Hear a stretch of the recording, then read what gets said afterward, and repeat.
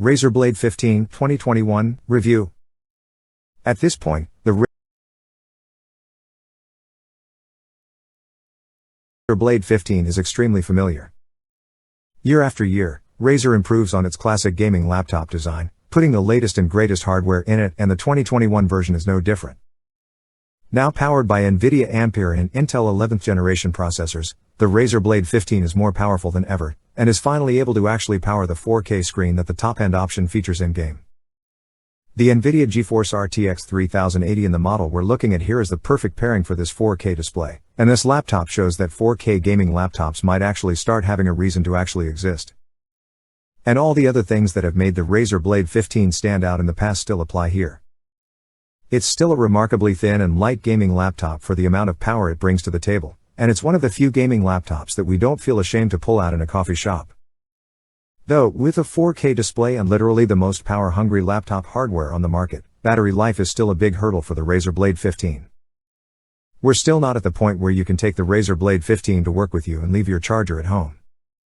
Though, now that you can charge it with a standard USB-C charger, at least to a point, that's less of an issue than in the past.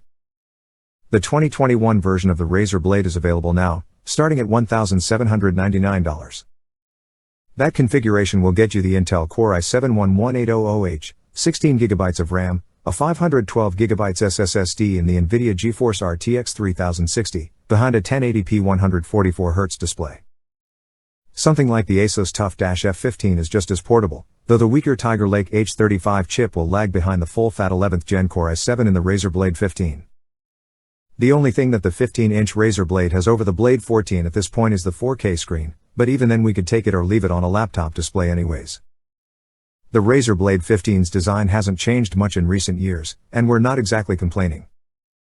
It still has the all-black unibody aluminum chassis and the Razer logo illuminated on the top of the laptop.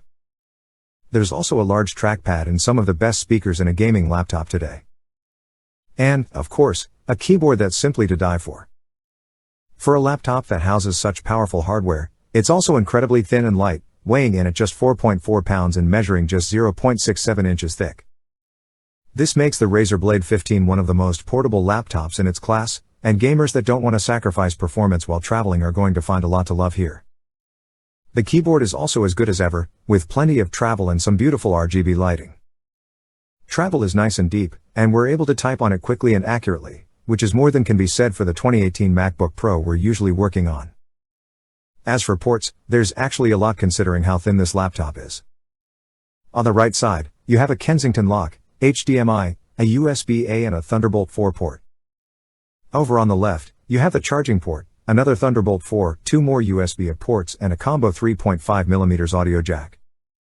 There's no shortage of laptops that are ditching many of these ports in the name of making laptops thinner and lighter, but Razer has so far resisted the urge, let's hope it continues to do so. Any gaming laptop with an 11th generation Core i7 processor and an RTX 3080 is going to absolutely dominate any game you throw at it, but what was surprising is how well this laptop handled games at 4K. The mobile version of the NVIDIA GeForce RTX 3080 isn't nearly as powerful as the desktop variant, and so it starts to struggle a bit at 4K, especially when features like ray tracing are brought to the table. However, playing games like Middle-earth, Shadow of War and Final Fantasy XIV, Shadowbringers, we're able to completely max the graphics settings and still get a frame rate above 60 FPS. There are a couple of especially heavy games where we have to lower graphics settings a bit, namely The Witcher 3 and Cyberpunk 2077, but those games are incredibly heavy and only the most beefy desktop systems can max them out at 4K anyways. Our benchmarks basically reflect this, easily scoring 72 FPS and 65 FPS in Total War, Three Kingdoms and Metro Exodus, respectively. And yeah, these are technically older games, but they still push hardware to its limits, which is why we use them in testing. It's also just a solid PC overall, scoring 8,555 points in Cinebench, and 6,797 points in PC Mark X, which is a score that is only beat by the Razer Blade 14. It wasn't so long ago that we just assumed that any gaming laptop was just going to have bad battery life, but that's not the case anymore. There are a ton of gaming laptops like the Asus ROG Strix G15 that can reach more than 8 hours of battery life, and that laptop even has better performance than the Razer Blade 15. Instead, in the PC Mark X battery life test, the 2021 Razer Blade 15 lasts just 6 hours and 16 minutes, and can't even break 5.5 hours in our video playback test. It's really a shame, because otherwise this laptop is a great choice for carrying around with you on the go. Now, 6 hours of battery life isn't the worst thing in the world. You're still going to be able to get through plenty of work before the laptop dies on you, but when compared with similar devices, it's still less than we'd like to see. One of the biggest pet peeves we've developed over the last year or so of testing laptops in lockdown is that, quite simply, laptop cameras suck. Especially with ultrabooks that prioritize nearly invisible bezels that don't really do anything but look pretty. But luckily, the Razer Blade 15 has an incredible webcam. You're getting a 1080p webcam, and it actually looks pretty great in calls, at least better than we usually see in a laptop. The microphone also sounds great, picking up our voice without too much background noise distracting our friends while we're in Discord or chatting over Zoom. Luckily, there isn't much bloat with the Razer Blade 15. It does come pre-installed with Razer Synapse, love it or hate it, but the pre-installed software basically ends there. That means that when you pull the laptop out of its box it'll boot up quick the first time, and the SSD is your canvas to install anything you want, and nothing that you don't need. The webcam also has an IR sensor, which means it supports Windows Hello, though we wish Razer included a fingerprint sensor as well.